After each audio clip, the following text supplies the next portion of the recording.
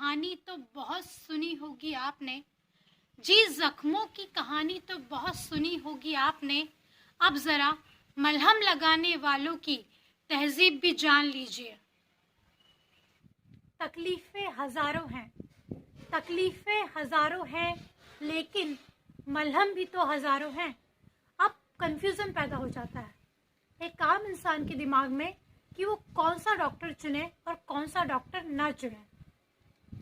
अगर बीच सड़क पर किसी का एक्सीडेंट हो जाए, किसी का ब्लड बहने लगे, तो सबसे पहले हम कोशिश करते हैं कि हॉस्पिटल में इमरजेंसी नंबर पर कॉल करें और तुरंत उस पेशेंट को जाकर हॉस्पिटल में एडमिट करें, जहां पर एलोपैथिक मेडिकल साइंस का एक बहुत बड़ा रोल क्रिएट होता है।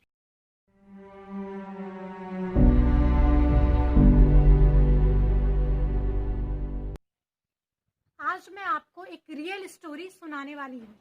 आज से कुछ साल पहले जब मैं मेडिकल साइंस के 3rd ईयर की स्टूडेंट थी, उस समय मेरी माँ को, मेरी मदर को बच्चेदानी में एक छोटा सा ट्यूमर हो गया था। बच्चेदानी का इंग्लिश में अर्थ होता है यूटेरस।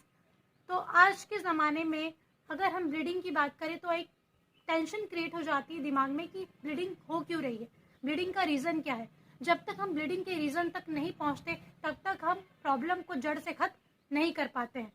मेरे अंदर इतना कॉन्फिडेंस नहीं था कि मैं अपनी मदर की प्रॉब्लम को समझ सकूं। मैं खुद भी घबरा गई थी। हमारे घर के जितने भी सदस्य हैं वो लोग भी घबरा गए थे। सब लोग सोच रहे थे कि आखिर क्या किया जाए। मेरी मम्मी के यूटेरस में जब पहली बार ब्लीडिंग शुरू हुई तो सोचा गया कि 1 दिन, 2 दिन, 3 दिन तक इंतज़ार कर लिया जाए, लेकिन ये इंतज़ार काफ़ी महंगा पड़ गया और ब्लीडिंग इतनी ज़्यादा तेज़ हो गई कि मेरी मम्मी की हालत बिस्तर पर आ गई। यहाँ तक कि जिस गाड़ी में उन्हें ले जाया गया उस गाड़ी में भी ब्लड के निशान लगे हुए थे। इतनी गंभीर हालत में हम सब लोग बहुत घबरा गए थे। और आज भी मैं उस दिन को जब सोचती हूँ तो मैं खुद भी ये सोचकर एकदम टेंशन में आ जाती हूँ कि आखिर अगर मैं उनकी जगह पर होती तो मैं इतना दर्द कैसे सहन कर पाती। एक असहनीय पीड़ा से उन्हें गुजरना पड़ा था। और सबसे अच्छी बात ये रही कि जब हम हॉस्पिटल में गए, हॉस्पिटल में जाने के बाद मेरी मम्मी ने हिम्मत बनाए रखी। इंदौर शहर का एक बहुत ही जाना माना हॉस्पिटल है जहाँ पर मेरी मम्मी को एडमिट किया गया। लेकिन वहाँ पर एडमिट होने के बाद में जब मेरी मदर ने अपनी रिपोर्ट्स डॉक्टर के साथ में शेयर करी, जब उन्होंने अपने लक्षण डॉक्टर के साथ में शेयर किए, तब जाकर डॉक्टर ने उन्हें कहा कि तुरंत ही ऑपरेशन करवाना बेहद ज़रूरी है।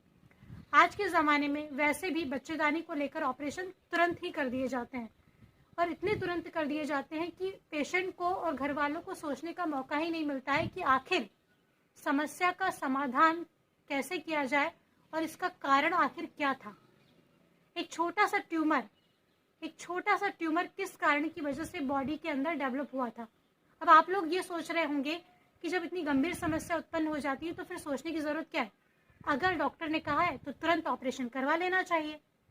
लेकिन ये नहीं सोचा जाता कि इस दुनिया में 3 से 4 ऐसे मेडिकल साइंस है जो कि बिना ऑपरेशन के भी छोटी मोटी गठानों को शरीर के अंदर घुला देते हैं और बिना किसी सर्जरी के इंसान अपनी नॉर्मल लाइफ जी सकता है। लेकिन उस वक्त क्या हुआ, उस वक्त मैं खुद 3rd ईयर में थी मेडिकल कॉलेज में। मेरा खुद का कॉन्फिडेंस ही डेवलप नहीं था तो मैं आगे कैसे कर पाती कुछ भी। जब डॉक्टर ने ये सजेस्ट किया, एक बड़े हॉस्पिटल के डॉक्टर ने जब सजेस्ट कर दिया तो सभी लोग सोच में पड़ गए, सभी लोग रेडी हो गए। मेरी मदर को ऑपरेशन थिएटर में ले जाया गया। वहाँ पर जाने के बाद में जब मेरी मदर ने ऑपरेशन थिएटर का माहौल देखा, नर्सेस को देखा, वहाँ के रखे इंस्ट्रूमेंट्स को देखा, तो उनका बीपी हाई हो गया। अक्सर मरीजों का बीपी हाइपरटेंशन में कन्वर्ट हो जाता है जब वो लोग ऑपरेशन थिएटर में जाते हैं। कई लोगों को घबराहट शुरू हो जाती है, कई लोगों को चक्कर आना भी शुरू हो सकता है। लेकिन उस वक्त मेरी माँ के डर ने हमें एक बहुत बड़े गलत डिसीजन से बचा लिया। उस वक्त मेरी माँ ने ये कहा कि मैं ऑपरेशन नहीं करवाना चाहती हूँ, अगर ब्लीडिंग हो रही है तो प्लीज़ मुझे आप दवाइयाँ दे दीजिए, टैबलेट दे दीजिए, आप मुझे इंजेक्शंस लगा दीजिए, लेकिन मैं ऑपरेशन नहीं करवा पाऊँगी। उनके इस डर की वजह से हमने उस हॉस्पिटल से मम्मी को निकाला और उसके बाद एक दूसरे मेडिकल ऑफिसर से, एक दूसरे मेडिकल डॉक्टर से हमने कंसल्ट किया, जिन्होंने अपनी सूझबूझ के ज़रिए, हालांकि जिस सेकंड डॉक्टर को हमने चूज किया था, वो भी एक एलोपैथिक डॉक्टर ही थे। उन्होंने अपनी दी हुई दवाइयों से, अपने दिए हुए इंजेक्शंस के जरिए उनकी ब्लीडिंग को बंद कर दिया। हम सब लोग थोड़ी देर के लिए रिलैक्स हो गए। हम लोगों ने सोचा कि अब तो हमारी प्रॉब्लम लगभग खत्म हो चुकी है। लेकिन होम्योपैथिक मेडिकल साइंस, चूंकि मैं होम्योपैथिक मेडिकल साइंस की स्टूडेंट हूँ, मैंने अपनी किताबों में साफ साफ ये पढ़ा है कि प्रॉब्लम को अगर जड़ से खत्म करना है तो उसके कारण तक पहुंचना ही होगा, वरना जो कंडीशन आज क्रिएट हुई है वो कल, परसों, नरसों या फिर 1 साल बाद या 2 साल बाद फिर से क्रिएट हो सकती है। और अगर ये प्रॉब्लम फिर से क्रिएट हो गई तो संभालना मुश्किल हो सकता है। मैंने अपने सीनियर डॉक्टर्स से कंसल्ट किया, मम्मी की सारी रिपोर्ट्स उन्हें दिखाई।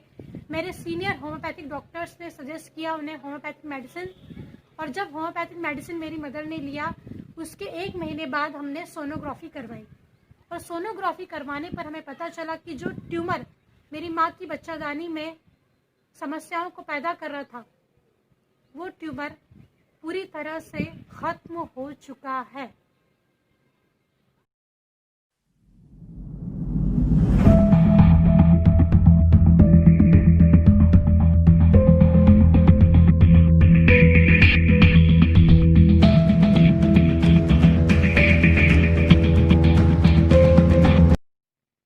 दोस्तों याद रखिएगा, किसी बीमारी का होना उतना गलत नहीं होता है। किसी बीमारी का होना उतना गलत नहीं होता है जितना कि उस बीमारी को गलत तरीके से ठीक करना।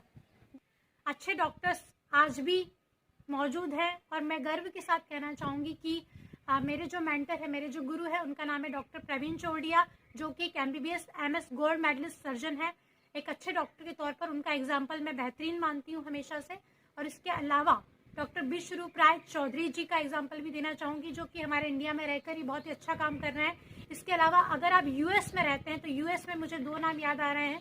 अमेरिका में डॉक्टर ग्लीडन, जो कि नेचुरल ट्रीटमेंट के जरिए बड़ी से बड़ी बीमारियों को मात देने का काम कर रहे हैं। इसके अलावा डॉक्टर वेरोनिक, जिन्होंने अपने ब्रेस्ट कैंसर को हील किया है बिना किसी कीमोथेरेपी और बिना किसी रेडिएशन के। Doctor Gleeden, doctor Veronique, Nathan Crane America में बहुत अच्छा काम कर रहे हैं। आप चाहे तो गूगल पर सर्च भी कर सकते हैं।